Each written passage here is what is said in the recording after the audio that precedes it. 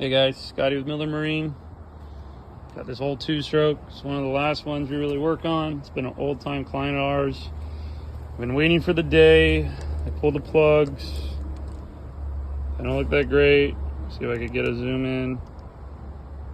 That one looks like it's yep, see that one? That was the bottom cylinder. The other two didn't look too bad. But yeah, but cylinder number 3, 0 pounds compression. The other two have about 100.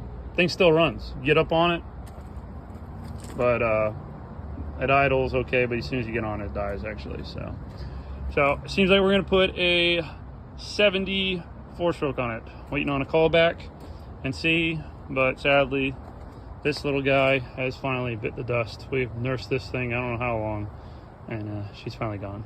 So she'll go to outboard heaven. She's done good.